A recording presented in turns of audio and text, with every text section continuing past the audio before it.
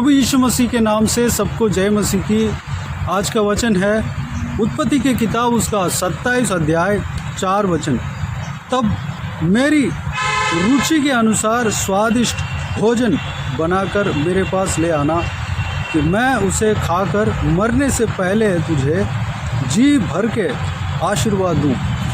मेरे प्रियो, इस वचन को इसहाक जो परमेश्वर के दास था और परमेश्वर के दास अब्राहम के पुत्र था, एकलौता पुत्र था, जो अब्राहम के 100 वर्ष होने के बाद परमेश्वर से अब्राहम इस पुत्र को पाया, जो कि उस पुत्र के लिए 25 साल पहले अब्राहम को परमेश्वर ने वाचा दिया। उस वाचा को 25 साल बाद परमेश्वर पूरा किया, यानी कि सही वक्त में पूरा किया।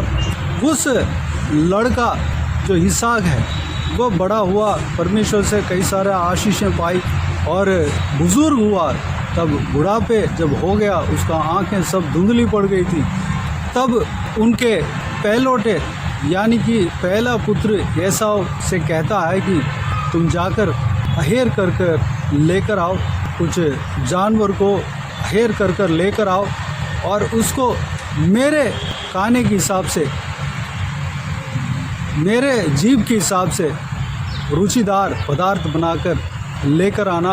मैं उसको खाकर तृप्त होकर आपको मैं आशीष देना चाहता हूँ। इस तरह कहता है। इसहाक को 2 पुत्र था, एक एसाव और दूसरा याकूब। कायदे के मुताबिक, परमेश्वर के आज्ञा के मुताबिक जो रूल्स चलता था, उस रूल्स के मुताबिक, विधि के मुताबिक एक पहलौठे पुत्र को अपने पिता आशीष देते हैं और उस पहलौठे को सारा आशीष जो पहलौठे का अधिकार उन्हें मिलता है। उस नियम के मुताबिक एसाव अपने पहलौठे पुत्र को, जो पहला जन्म लिया था, उस पुत्र को बुलाया और जो अहेर का काम करता था, उससे पहले अपने पिता को अपने अहेर के द्वारा भोजन बनाकर, रुचिदार पदार्थ बनाकर अपने पिता इसहाक को खुश करता था। और इसहाक जो है अपने पहला पुत्र जो एसाव के कुकिंग को बहुत पसंद करते थे। उनके जो एसाव जब अहेर करके लेके आता था और भोजन बनाकर अपने पिता को खिलाता था, वो भोजन जो है इसहाक को बहुत अच्छा लगता था। इसलिए एसाव के ऊपर एक प्रीति रखा।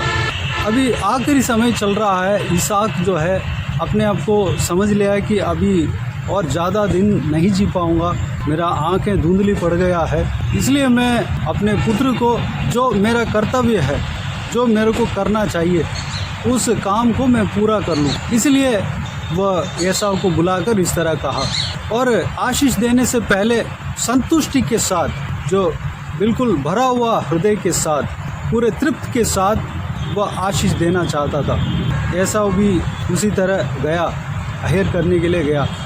मेरे प्रियो, इस वचन से, इस संभव से हमें ये जानने में आता है, एक तो एक बच्चा जो है, कोई भी इंसान को अपने माता पिता का आशीर्वाद ज़रूरत है। अपने माता पिता को खुश रखना अवश्य है। अपने माता पिता का हृदय को तृप्त करना अवश्य है। जब तृप्त होकर हमें आशीष देते हैं, वो आशीष जो है हमारा जीवन में कार्य करता है, क्योंकि परमेश्वर का वचन कहता है माता पिता का आदर करना है, माता पिता का बात मानना है, माता पिता को तुच्छ नहीं जानना है, माता पिता को श्राप नहीं देना है। अगर माता पिता को श्राप देंगे, माता पिता को दुख पहुंचाएंगे, तो हमारा नुकसान होगा, हमारा आशीष का घटी होगा। हम अपने हरकतों से अपने माता पिता का हृदय का चोट पहुंचाएंगे, तो हमें उनका जो दर्द से, उनका जो परेशानी से हमारे जीवन में असर पड़ेगा। उनके अंदर जो परेशानी है, हमारे जो द्वारा जो हुआ है, वो परेशानी के द्वारा हमारे जीवन में इफ़ेक्ट आएगा, आशीष का कमी आएगी, हम कहीं ना कहीं परेशान हो जाएंगे। मेरे प्रियो, यहाँ पर इसहाक जो है अपने मन पसंदीद खाने को, जो पहले भोजन एसाव के हाथों से करता था, उस तरीके का भोजन एसाव से मंगवाया। यानी कि उन्हीं के हाथों से वो खाकर तृप्त होकर बिल्कुल सेटिस्फाइड होकर वह आशीष देने के लिए वो तैयारी में था। मेरे प्रियो, ठीक इसी तरह अगर हमारा माता पिता तृप्त से रहेंगे, उनका मन जो है हमारे कार्य के द्वारा, हमारे कर्तव्य के द्वारा भरा भरा रहेगा, वह तसल्ली के साथ रहेंगे, हमारे प्रति उनको एक प्रेम रहेगा, वह हमारे कामों में जब तृप्त होंगे, सेटिस्फैक्ट होंगे, उस सेटिस्फैक्शन के द्वारा हमें जब आशीष देंगे तो वह आशीष जो है हमारा जीवन में बहुत ऐसे कार्य करेगा। उस आशीष के द्वारा परमेश्वर हमारे जीवन में कार्य करेगा, क्योंकि माता पिता के आशीष जो है हर एक जनों के ऊपर चाहिए होता है, क्योंकि परमेश्वर की आज्ञा ही कहता है कि तुम्हारा माता पिता का आदर कर, तुम्हारा पिता का बात मान। इस तरह की परमेश्वर के वचन ही कहता है, ये 10 आज्ञाओं में एक है। कई सारे जगह पे परमेश्वर अपने माता पिता का आदर करने के लिए और अपने माता पिता का दिल को नहीं दुखाना है, इस विषय को कई सारे जगह पर कहते हुए हम पवित्र बाइबल में देख सकते हैं। पुराना नियम में ले लीजिए, चाहे नया नियम में ले लीजिए, हर जगह बच्चे अपने माता पिता के साथ कैसे बर्ताव करना चाहिए उस विषय को कहा गया है। जब हम पढ़ेंगे, मनन करेंगे तो हम जान सकते हैं। चाहे इस बात को, इस आज्ञा को सिर्फ बचपन में ही पालन करना है, इस तरह नहीं सोचना है। चाहे माता पिता बुजुर्ग भी क्यों ना हो, हम बड़े भी क्यों ना हो जाते, तब भी हमेशा माता पिता का आदर करना है। परमेश्वर के वचन के ओर से माता पिता को आदर करना है, उनका मन को दुख नहीं पहुंचाना है, उनके मन को दुखित नहीं करना। मेरे प्रियो, इस बात को आज हम इस वचन से जान रहे हैं। याकूब जो दूसरा लड़का था, उनके जीवन को जब हम देखते हैं तो अपने माता पिता का आदर करता था, वह सीधा मनुष्य था और अपने माता पिता के सलाह के अनुसार, आज्ञा के अनुसार चलता था। अपने माता पिता जहाँ पे शादी करने के लिए कहा, जिस घर में जाकर शादी करने के लिए कहा, उसी घर में जाकर शादी किया। तो वो जो है बहुत ऐसे आशीष उनके जीवन में परमेश्वर ने उनको दिया और उनके द्वारा जो है एक बहुत बड़ी जाति जन्म हुआ। इस तरह के याकूब के जीवन से हम उदाहरण के तौर पे देख सकते हैं। एसाव जो उनके भाई था, वो जो है अपने माता पिता को दुख पहुंचाया। इस वजह से उनके जो इतिहास जो है ज़्यादातर पवित्र बाइबल में हमको देखने के लिए नहीं मिलता है, क्योंकि वो भी वाचा के संतान के पुत्र है। जो अब्राहम, जो विश्वास के पिता जो माना जाते हैं, उनका पोता है, वो भी एक इम्पॉर्टेंट जगह पे है, लेकिन उनका इतिहास जो है एक खास तौर पे परमेश्वर के वचन में नहीं बताया गया। याकूब के बारे में परमेश्वर के वचन में अच्छी तरह बताया गया, जो कि आज भी हम उस जाति को हम देख सकते हैं। याकूब के द्वारा जो जाति आया, याकूब के नाम को परमेश्वर ने बदल के इज़राइल रखा। उस इज़राइल के द्वारा जो जाति आया, वो आज भी इज़राइल देश में, जो कि फालिस्तीन में है, उस जनों को हम देख सकते हैं। इस तरह जो व्यक्ति माता पिता का आदर करता है, उनके बात को मानता है, उनको खुश करता है, आखिरी तक नहीं छोड़ता है, उनका दिल में चोट नहीं पहुंचाता है, वह परमेश्वर से आशीष पाएगा। अगर माता पिता को दुख पहुंचाते हैं या उनको नुकसान पहुंचाते हैं, उनको जो व्यक्ति माता पिता नाश होना चाहता है या माता पिता को श्राप देता है, उसका आयु में भी असर पड़ता है, आयु घटता है। यह भी परमेश्वर का वचन कहता है। मेरे प्रियो, माता पिता का आदर करना, उनके लिए प्रार्थना करना है, जितना हमसे हो सकता है माता पिता के साथ रहना है, साथ देना है। आखिरी समय में, बुढ़ापे में हमारा सहारा जो जितना हो सकता है हम माता पिता का साथ देना है, उनका जितना हो सकता है हम मदद करना है, हम देखभाल करना है। उनका मन को तसल्ली होना चाहिए, संतुष्टि होना चाहिए। जब उनके मन संतुष्टि हो जाएंगे, हमारे द्वारा उनका मन तृप्त हो जाएंगे, तो उनके द्वारा जो, उस तृप्त के द्वारा जो हमारे लिए जो आशीष पहुंचता है, वह आशीष जो है बहुत बड़ी बात है। परमेश्वर उस आशीष को अंगीकार करते हैं। मेरे प्रियो, अपने माता पिता का आदर करें, अपने माता पिता के बातों को मानें, आखिरी तक अपने माता पिता को न छोड़ें। कोई भी दुख में हो, तकलीफ़ में हो, उनका दुख तकलीफ़ को समझकर उनके साथ दें और उनको खुश रखें। परमेश्वर आप सबको आशीष दें। आइए हम इस वचन के अनुसार चलने के लिए परमेश्वर से अनुग्रह मांगे। आइए हम प्रार्थना में जाएं। प्यारे पिता दयालु परमेश्वर, आपको धन्यवाद देता हूँ आज के हिसाब के बहुमूल्य वचन के लिए। आपको धन्यवाद देता हूँ परमेश्वर, बीते हुए दिनों में हमें संभाला, बचाया, सुरक्षित रखा। आपको धन्यवाद देता हूँ आज के हिसाब के बहुमूल्य वचन के द्वारा इसहाक और एसाव के जीवन में जो संभव हुआ, उस घटना के द्वारा, उस संभव के द्वारा हमने जो कुछ भी मनन किया है पिता, सारे बातों के लिए आपको धन्यवाद देते हैं पिताजी।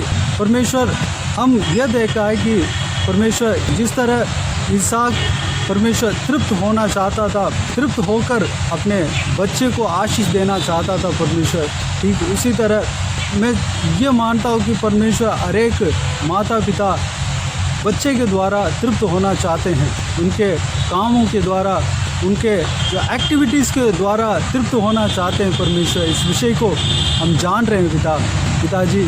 हमारे लिए जो आपने माता पिता दिया है पिता, उनके लिए आपको धन्यवाद देते हैं परमेश्वर पिता। उनके द्वारा हमें इस धरती में आपने जन्माया परमेश्वर, हमें उनके द्वारा पालन पोषण कराया परमेश्वर पिताजी। हमारा जो कर्तव्य है, जो माता पिता के लिए जो हम करना है, उस काम को हम करने पाएँ पिता, उनको संतुष्ट करने पाएँ परमेश्वर, उनको तसल्ली करने पाएँ, उनके हृदय को तृप्त करने पाएँ परमेश्वर। वह हमारे द्वारा दुख ना होना चाहिए, हमारे द्वारा खुश होना चाहिए, हमारे द्वारा संतुष्ट होना चाहिए परमेश्वर।